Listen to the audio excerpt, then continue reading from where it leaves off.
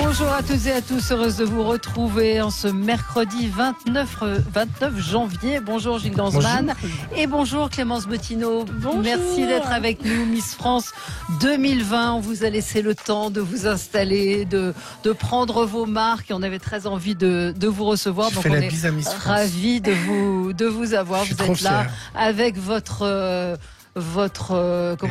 écharpe, absolument, je cherchais le mot, Miss France 2020, on le voit bien. Vous dormez avec aussi? Non, j'ai une petite pochette dans laquelle je la range. Voilà.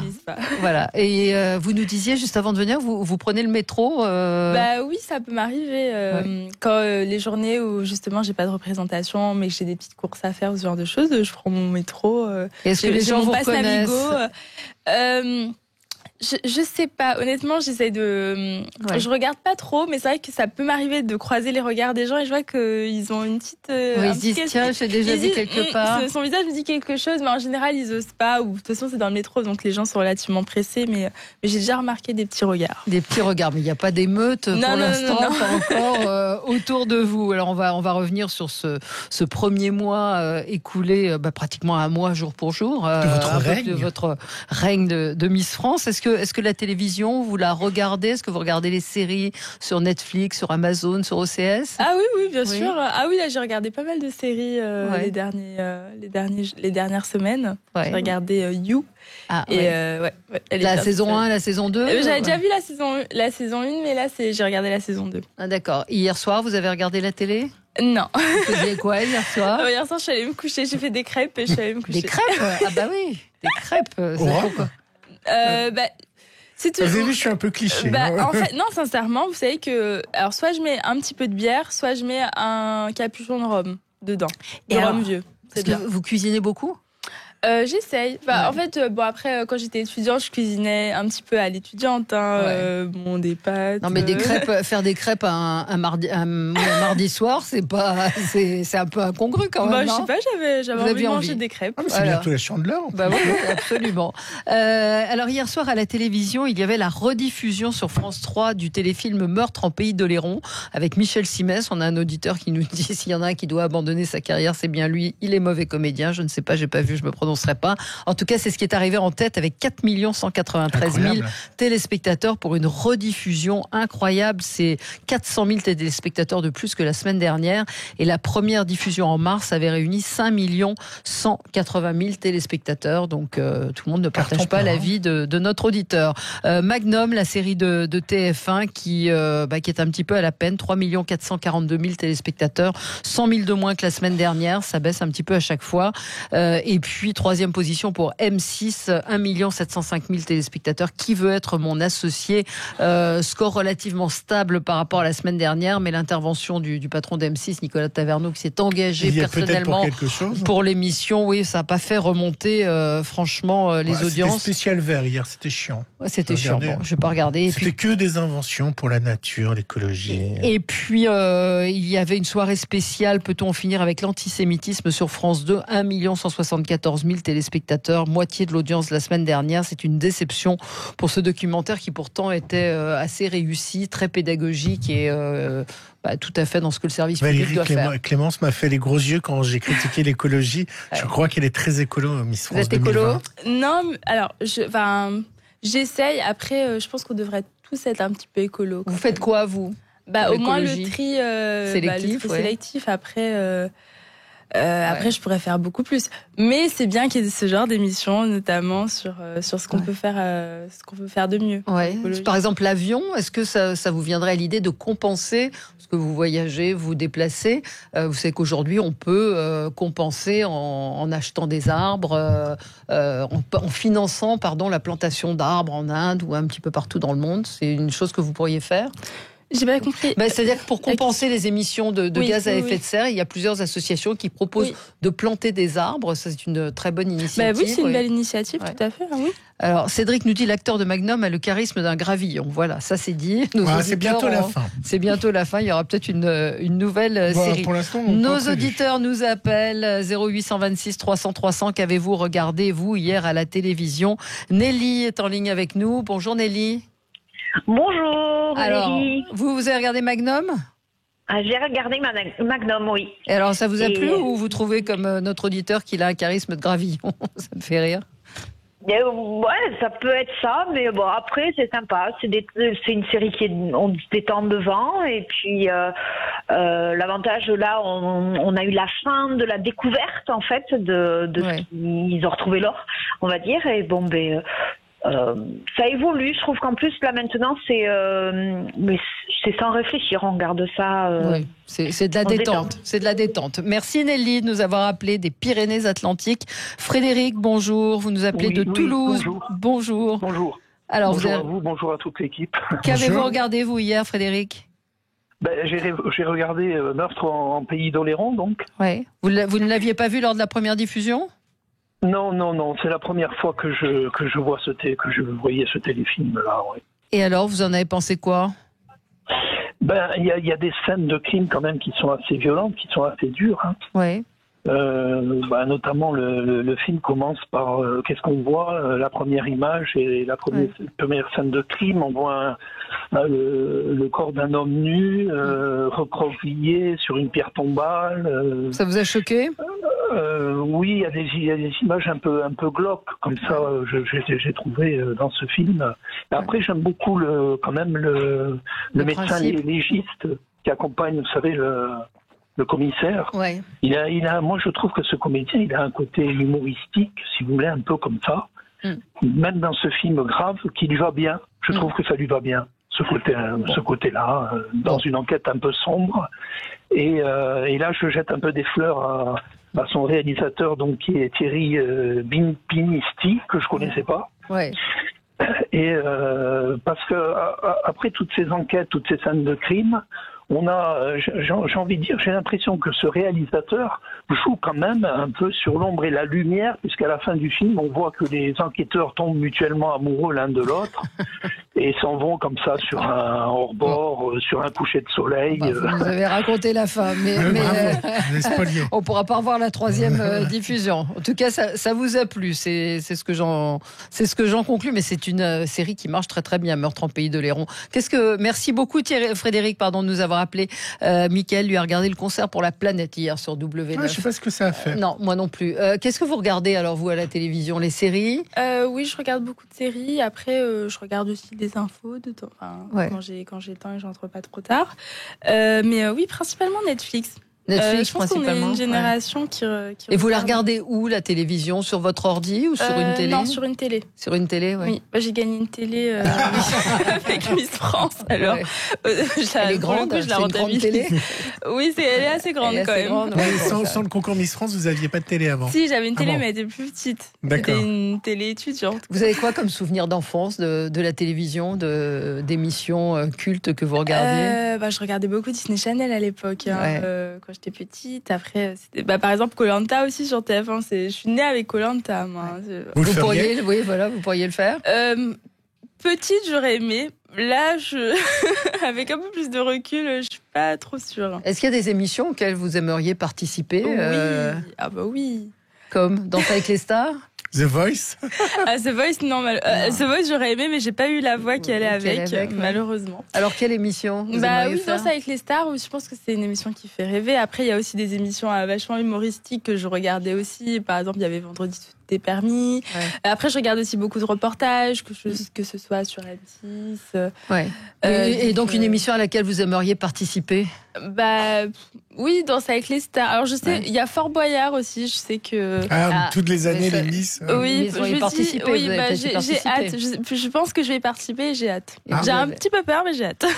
Il y a Willy Revelli qui était dans cette émission qui nous a dit qu'il attendait la Miss dans son restaurant.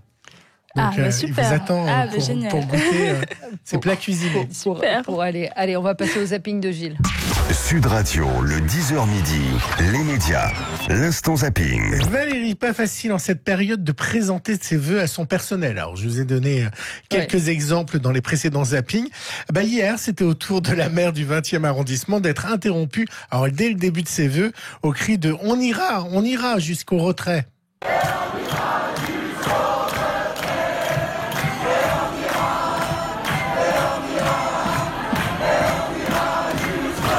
Mais cette fois-ci, il y a une différence entre mes autres zappings, Valérie.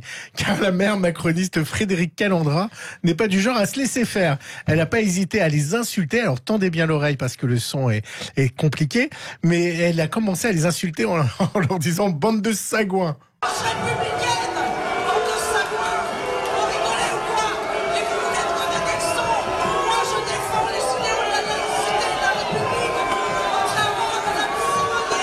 Ouais, effectivement, voilà. Vous pouvez en parler. Ouais. C'est assez étonnant. Restons avec les retraites où le député Damien Abad, président du groupe Les Républicains à l'Assemblée nationale, qui discute actuellement de la loi de la réforme des retraites, dénonce sur BFM la façon de faire de Macron. Et nous disons aujourd'hui, les droits du Parlement sont piétinés. Pourquoi ? Parce que le Conseil d'État l'a dit, des projections financières lacunaires, une sécurité juridique du texte qui n'existe pas. C'est un texte à trous, dans lequel, en fait, il n'y a aucun volet financement. On nous dit, les retraites, c'est 320 milliards d'euros par an, c'est 15% de la richesse nationale, c'est 20% du montant des impôts des Français, mais circuler, il n'y a rien à voir. Au Parlement, on n'aura pas le débat sur le financement. Alors, restons sur BFM. Alors, je dis championne du monde. Sibeth Ndiaye, vous savez, a eu une très bonne idée, Valérie, comme l'a expliqué hier le chroniqueur Benoît Galeret chez Bruce Toussaint. Sibeth Ndiaye a lancé le Ask PPG, Ask qui veut dire demander à la porte-parole du gouvernement. Et évidemment, les internautes ne sont pas privés de lui faire des demandes. Mais quelle idée, quelle inexpérience des réseaux faut-il pour proposer une expérience pareille, hein. Autant rentrer dans la cage au lion avec une robe en beefsteak, hein, c'est plus simple. Résultat, des interventions constructives. Pensez-vous, évidemment, près de 600 réponses, gros succès, la plus likée.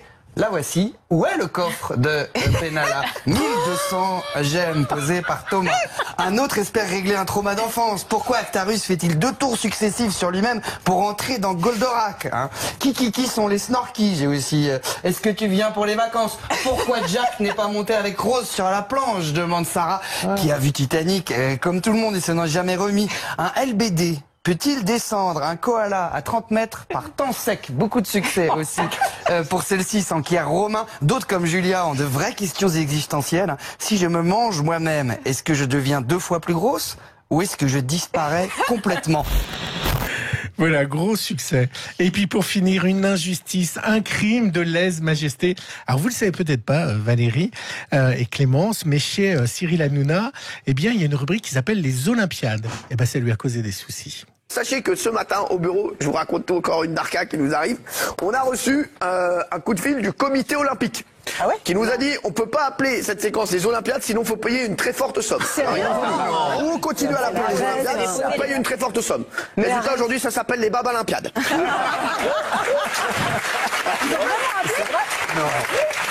pas une balle. Non mais les mecs, mais heureusement qu'ils sont pas tombés sur moi. Mais j'aurais pris leurs anneaux, j'aurais foutu dans le cul.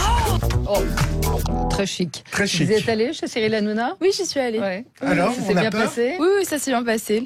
Non, on n'a pas peur. J'ai pas eu peur. Après, c'est vrai que c'était, je connaissais un petit peu l'émission, le personnage, donc un petit peu d'appréhension, comme dans toutes les émissions, j'ai envie de vous dire, mais ça s'est bien passé. Vous vous débrouillez plutôt très bien.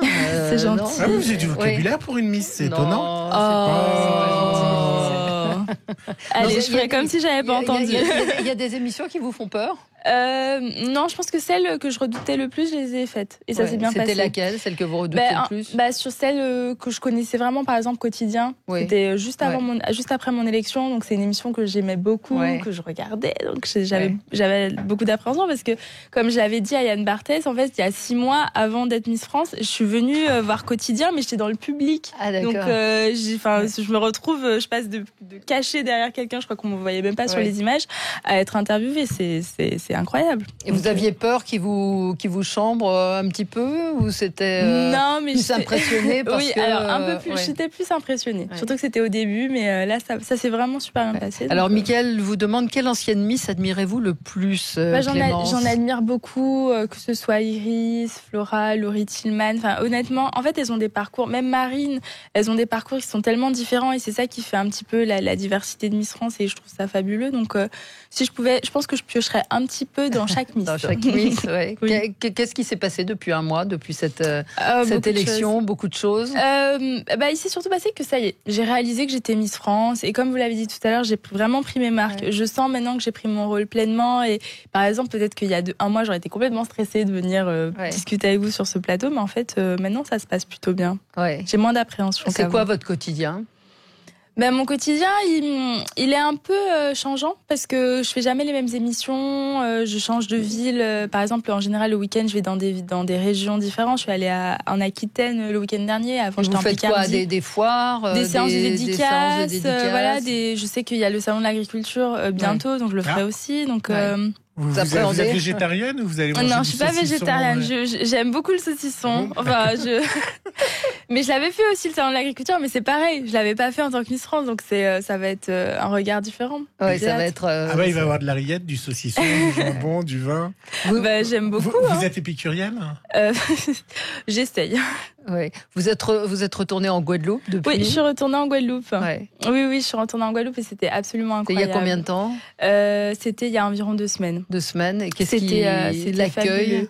Les gens, en fait, j'étais vraiment surprise par autant d'engouement de la part de la population de la région Guadeloupe. Ils avaient tout fait au millimètre près, quoi. En fait, on est allé au Mémorial Act, donc c'est le plus grand musée de la Guadeloupe. Puis même l'accueil dans ma ville, ma commune, le Gosier, on a fait le carnaval, la parade, enfin, il faisait beau. Vous avez senti une vraie fierté? Ah non, vraiment, j'avais l'impression d'avoir fait un exploit, peut-être même, je m'en rends même pas compte, mais les gens, ils étaient tellement heureux et je pense que la Guadeloupe en avait besoin. Ça sert à quoi d'être Miss France en 2020? Est-ce que c'est pas un peu dépassé? Est-ce que non, ça vous sert à quoi, dépassé. Est-ce que ça me sert vraiment à quelque chose? Je dirais plus que c'est un accomplissement parce que j'avais toujours envie de le faire et j'osais pas. Donc mais depuis toute petite? Pas depuis. Enfin oui, depuis. C'est-à-dire que c'est une idée que j'avais dans la tête. Franchement, je cogite toujours pour savoir qu'est-ce qui m'a menée à me présenter, à faire tout ça. Mais honnêtement, je ne saurais l'expliquer. Mais en tout cas, je savais que si je le faisais pas, j'allais le regretter. Donc je l'ai fait. Et puis maintenant, honnêtement, je trouve que je suis à ma place. Je l'ai dit d'ailleurs en Guadeloupe lorsque j'ai fait mon grand discours. Je mets des guillemets. Mais j'ai dit que justement aujourd'hui, je suis à ma place. Je fais ce que j'aime et voilà. Je saurais pas. Et qu'est-ce qui a été le déclic, puisque vous dites que vous y avez pensé? Est-ce que c'est des gens qui vous ont encouragé ou c'est vraiment une décision personnelle? C'est une décision personnelle. Un matin dans votre miroir, vous vous dites mais quand même, je suis très belle. Miroir. Ça s'est pas passé comme ça. Non, c'est que j'avais l'impression d'avoir les qualités pour être Miss France. Alors c'est quoi les qualités pour être Miss France? Par exemple, comme vous dites, on me dit souvent que je suis à l'aise. Et effectivement, j'aime bien discuter. Je suis très curieuse. Donc, quand on dit Miss France, on visite vraiment la France, partout, au-delà des mers. Et donc, je m'intéresse à tout. J'aime le contact avec les gens. Et puis, je suis hyper empathique. Donc voilà. Celles des Miss, vous savez, elles ont un test de connaissance. Vous avez eu 17 sur 20, bravo madame. Merci. Et vous êtes arrivée première, c'est-à-dire que les autres, elles étaient vraiment un peu cruches. Mais non. Alors, je vais prendre la défense quand même des autres Miss, parce que sur la presse, on l'a présenté comme un QCM. Mais nous, on avait des questions ouvertes. Donc, en fait, on n'avait pas les réponses suggérées. Il fallait vraiment que ça vienne de nous. Après, peut-être qu'à 18 ans, j'aurais pas eu 17. Vous voyez, j'ai quand même j'ai 5 ans d'études derrière moi. J'ai fait une prépa. Donc, forcément, j'ai un regard différent sur le monde, l'actu. C'est des choses que... c'est normal. Donc, après, non. Elles ont toutes fait de leur mieux et voilà. Vous avez fait des études à Miami aussi. Oui, je suis partie aux États-Unis. Donc, forcément... Comme j'ai dit, je suis hyper curieuse, j'ai eu la chance de voyager, donc ça me donne peut-être un bagage un peu plus culturel, plus important, je dirais. Qu'est-ce que vous vouliez faire, petite? Je voulais être actrice. Ça va arriver. Vous voulez être actrice. Oui, j'avais même fait... Et c'est une possibilité, oui, c'est une possibilité. Après, vous voyez, c'est pareil. J'ai testé beaucoup de choses. D'ailleurs, j'avais fait un stage au cours Florent pendant 1 semaine. Un stage de théâtre. J'avais pas été convaincue par ma performance. Après, ça m'a donné forcément une vision. J'ai essayé. On pourra dire que j'ai essayé, mais je suis peut-être une meilleure Miss qu'actrice, sincèrement. Vous en êtes au début de votre règne. Vous voyez l'après-règne comment? Vous y pensez ou vous vous laissez porter par les choses en vous disant que vous rencontrerez peut-être un footballeur ou Non, alors c'est pas... vous aurez une proposition d'une chaîne de télévision. À quoi est-ce que vous aspirez? À la surprise. parce que l'année sera jonchée d'opportunités. Et aujourd'hui, c'est assez fou parce que on me parle de l'après, alors que ça fait. Mais on m'en a parlé 2 jours après l'élection. Pardon. Laissez-moi réaliser encore. Non, en fait, bon, peut-être là, j'envisage de peut-être reprendre mes études parce que j'ai quand même envie d'aller. Ils disent tout ça, il y en a aucune qui le fait. Hein. Marine l'a fait. Marine l'orphelin. Aujourd'hui, elle est médecin. Enfin, et j'imagine qu'elle a dû faire preuve d'énormément de courage pour le faire. Donc peut-être après, pas reprendre mes études. C'est-à-dire que je pense que le fait d'être, il faut pas que je coupe complètement avec Miss France. Il faut que j'arrive à trouver un consensus qui me permette de continuer mes études, mais de continuer à être aussi une ancienne Miss France. Mais ça viendra, vous inquiétez pas. Là, vous êtes fait des copines ou pas? Oui, bien sûr, beaucoup. Hein. Miss Provence, elle s'adore. Honnêtement, alors Lou, c'était une des filles avec qui j'étais le moins proche pendant l'aventure parce qu'on n'était pas dans les mêmes groupes, etc. Mais c'est vrai qu'on est parti au Maroc avec Miss Bourgogne, Sophie Diry et donc Lou Rua, Miss Provence pour un événement et ça s'est super bien passé. Donc voilà. Et à mon anniversaire, j'avais des Miss de région avec moi. Je vais prendre ma plus belle voix, Valérie. Vous êtes célibataire? Mais j'ai aussi répondu à cette question. J'ai dit que j'étais en couple avec toute la France. Ouais, c'est un peu facile, c'est une porte ouverte. Oui, mais bon. Quel est votre type d'homme en fait? Comment ça doit être compliqué pour un homme de vous approcher ou de se dire non? Non, hein, je pense pas. Enfin, je sais pas. C'est plus intimidant. Pour l'instant, j'ai pas. Vous avez reçu des propositions? Non, pas de lettres d'amour. Pas depuis que j'ai été. Des petits messages sur Instagram, mais après, c'est pas, je vois pas ça vraiment comme une déclaration ou quoi. Donc je sais pas. Ça doit être horrible pour votre ex qui vous a quitté, qui a dû se dire j'aurais pu être avec Miss France. Je sais. Honnêtement, je sais pas. Je préfère pas être à leur place quand même. J'aurais pas aimé être à leur place. C'est une petite revanche. Vous avez été. Non. C'est une petite revanche. Non, je rigole. Voilà. Je rigole. Et là, cette semaine, c'est quoi le programme pour vous? Cette semaine, je ne sais pas encore. Vous savez, l'emploi du temps, c'est vraiment au jour le jour en fonction des événements et des manifestations. Et vous avez quand je dis un chaperon, c'est au sens quelqu'un qui vous accompagne. Oui, toujours. Alors ça dépend des prestations que je fais. Si je vais en dédicace, si c'est plutôt une journée, on va dire plus presse, j'aurai toujours une personne différente, mais je suis jamais toute seule. Quelle star ou quelle personne vous avez envie de rencontrer dans ce métier? Maintenant que vous êtes Miss, vous allez peut-être la rencontrer. Qui vous admirez? C'est dur. J'aime beaucoup les stars américaines aussi. Hein. Donc après, françaises, il y en a beaucoup. Sophie Marceau, j'aurais bien aimé la rencontrer en tant qu'actrice. Mais après, c'est comme quand j'étais au défilé de Jean-Paul Gaultier, j'avais des papillons dans les yeux. Il y avait Laetitia Casta pas loin. Sur le podium, il y avait Mylène Farmer. Enfin, même si c'est pas Mylène Farmer, c'est pas forcément ma génération, mais c'est quand même incroyable. Vous imaginez, du jour au lendemain, il y avait des grands mannequins, Irina Shayk, les sœurs Hadid, sur même Jean-Paul Gaultier. Enfin, c'était incroyable. Donc honnêtement, j'ai l'impression que maintenant que je suis Miss France, je peux rencontrer n'importe qui et je trouve ça fabuleux. On sent que vous kiffez, comme on dit, que vous vraiment. profitez à fond. Je vous ai dit, je suis à ma place, je sens bien. Tant mieux, on vous souhaite une très très bonne année. Profitez de cette année, Clémence Bottineau. Merci beaucoup. Notre Miss France 2020. Merci à vous d'être passé par Sud Radio. On se retrouve dans un instant pour notre débat sur la protection de nos données. À tout de suite.